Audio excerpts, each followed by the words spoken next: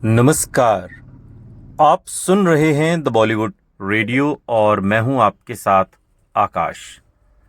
दोस्तों, आज के इस पॉडकास्ट में किस्सा राजेश खन्ना और शबाना आज़मी का है। सालों बाद शबाना आज़मी ने एक इंटरव्यू में राजेश खन्ना को याद करते हुए उस दौर को जिया या उस दौर की बातें हमसे साझा की जिस दौर को हम कभी महसूस नहीं कर सकते, सिर्फ महसूस कर सकते हैं तो इसी तरह के किस्से और कहानियों में। क्योंकि वो दौर ही अलग था, वो एक अलग लेवल के सुपरस्टारडम का दौर था और उस दौर में हमने अपने सितारों को अगर सुपरस्टार बनाया तो ये बात भी सही है, हमारे साथ साथ वो सितारे भी बहुत मासूम थे। राजेश खन्ना विरोधाभासों की प्रतिमूर्ति थे। अलग अलग तरीके के विरोधाभास उनसे जुड़े हुए थे। एक पल में वो सुपरस्टारडम को लानत मलामत से पेश करते और अगले ही पल एक प्यारे पड़ोसी लड़के में बदल जाते। ये बातें शबाना आज़मी कहती हैं और वो कहती हैं कि हमने 10 फिल्मों में साथ काम किया और अच्छे दोस्त बन गए। हमने अवतार, कर्म और अमरदीप समेत लगभग 7 फिल्में और की। वो कहती हैं कि काका हमेशा से ही एकमात्र ऐसे सुपरस्टार रहे जो हर पल अपनी बड़ी छवि को अपने कंधों पर ढोते रहे। उनके जैसा कोई दूसरा सितारा हमें कभी नहीं मिला और भविष्य में भी कोई अब क्या मिलेगा। फिलहाल तो उनका पिछले 50 सालों से कोई रिकॉर्ड ही नहीं तोड़ पाया जो 15 back to back super duper hit फिल्मों का दौर रहा। वो कहती हैं कि मैंने लड़कियों को उनके पास दौड़कर गले मिलते अपनी आंखों से देखा है। बुजुर्ग महिलाओं को उन्हें अपने बेटे की तरह गले लगाते देखा है।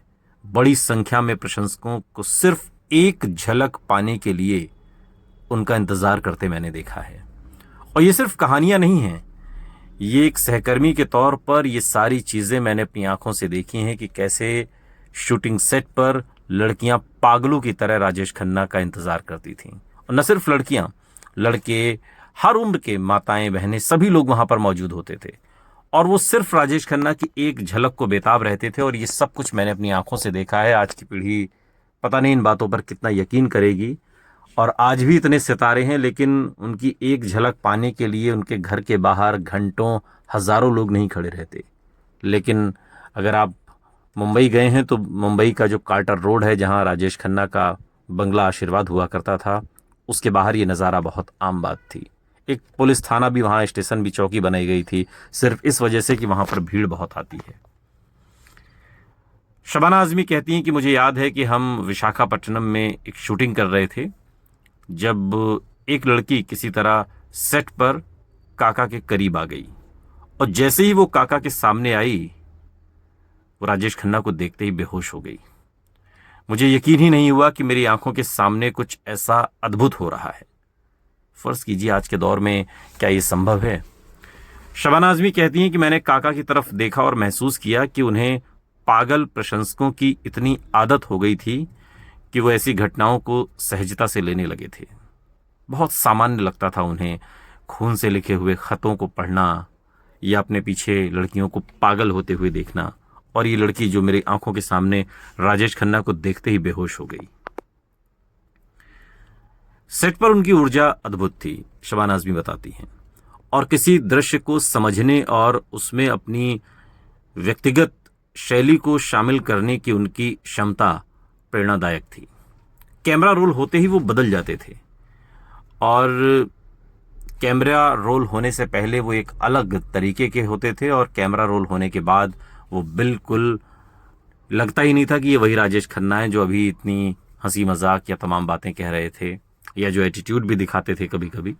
और कैमरा रोल होते ही वो बिल्कुल अलग किरदार होता था उनका। और कभी कभी तो वो स्टारडम से भरपूर राजेश खन्ना के मोड में होते थे, जबकि कभी कभी वो अपने खोल में सिमट जाते थे और दुनिया के लिए उपलब्ध नहीं होते थे।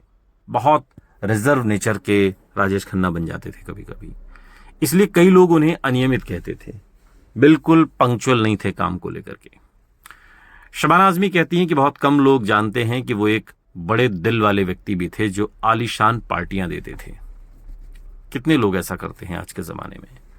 आज तो लोगों के पास मिलने का वक्त नहीं है और राजेश खन्ना रोज लोगों से मिला करते थे, अपने चाहने वालों से, जो उनके करीबी थे या यूँ कहिए जो फिल्म इंडस्ट्री के थे। फैन से तो खैर इस तरह से मिलना मुमकिन नहीं है, लेकिन पार्टियां उनके घर पर रोज़ होती थी जिसमें तमाम डायरेक्टर, प्रोड्यूसर, एक्टर्स, तमाम लोग आया करते थे। खुला दरबार था जनता के लोगों के लिए जो उनसे जुड़े हुए थे, और खुला दरबार था। उसमें राजेश खन्ना दरबार उसको कहते थे, खन्ना दरबार के नाम से मशहूर था। और शबाना आज़मी कहती हैं कि वो दिन थे जब सितारे अपने निर्माताओं के खर्च पर पार्टियां देने के लिए जाने जाते थे, लेकिन काका ऐसा नहीं करते थे। वो अपनी फिल्मों की सफलता का जश्न मनाने के लिए पूरी कास्ट और क्रू को खुद आमंत्रित करते और खुद बड़े बिल का भुगतान करते थे, और ये उस दौर में बड़ी बात थी। पैसा भी था उनके पास और महंगे स्टार तो थे ही। शबाना आज़मी कहती हैं कि मैं उनसे आखिरी बार इस साल जनवरी में जब उनके निधन से पहले एक अप्सरा अवार्ड्स में मिली थी। वो बहुत कमज़ोर दिख रहे थे और किसी से ज़्यादा बातचीत नहीं की। मैं उनकी तरफ दौड़ी और मैंने पूछा, काका आपने मुझे पहचाना नहीं? मुझे आश्चर्य हुआ। पहले तो उन्होंने पहचाना नहीं, वो अपनी ही दुनिया में थे, लेकिन जैसे ही उन्होंने मुझे पहचाना उनके होठों पर फिर से वही आकर्षक और चंचल मुस्कान आ गई, जिस मुस्कान पर हर कोई फिदा था। उन्होंने मजाक में कहा, या तो मेरी नज़र कमज़ोर हो रही है या फिर उम्र पीछे जा रही है। आज जब मैं अपने इस प्रिय कलाकार, सह कलाकार को, एक्टर को याद करती हूँ, तो मैं अपनी फिल्मों के सेट पर बिताए गए सभी मज़ेदार पलों और उनके विलक्षण व्यवहार के बारे में सोचना बिल्कुल बंद नहीं कर पाती। हमेशा मेरे जहन में राजेश खन्ना एक ख्याल की तरह उभरते रहते हैं, और यूँ लगता है कि जैसे वो कहीं गए नहीं, वो यहीं हमारे आसपास हैं। लेकिन राजेश खन्ना को लेकर कई बार बहुत सारी बातें की जाती हैं। अब उनका जलवा तो हमेशा याद किया जाएगा, और जलवा ऐसा था कि उनकी मौजूदगी ही किसी फिल्म के हिट होने की गारंटी थी। राजेश खन्ना के लिए ये भी कहा जाता है कि वो बहुत घमंडी थे, और शबाना आज़मी ने भी राजेश खन्ना से ये बात कही थी। दरअसल राजेश खन्ना सेट पर देरी से तो आते ही थे। सुबह 10 बजे की शिफ्ट में वो शाम 4 बजे तक पहुंचते और 7 बजे पैकअप करके निकल जाते। ये उनका स्टाइल था। राजेश खन्ना अपनी लेट लतीफ़ी की आदत पर कहते कि उन्हें बतौर एक्टर खुद को तैयार करने में काफ़ी वक्त लगता है, इसलिए वो लेट हो जाते हैं। एक बार शबाना आज़मी ने कहा था कि आपके अंदर बहुत घमंड है, मुझे भी ऐसा बनना है, आपकी तरह घमंडी। तब राजेश खन्ना ने उनसे कहा था कि ये नामुमकिन है, ऐसा घमंड इंसान लेकर ही पैदा होता है।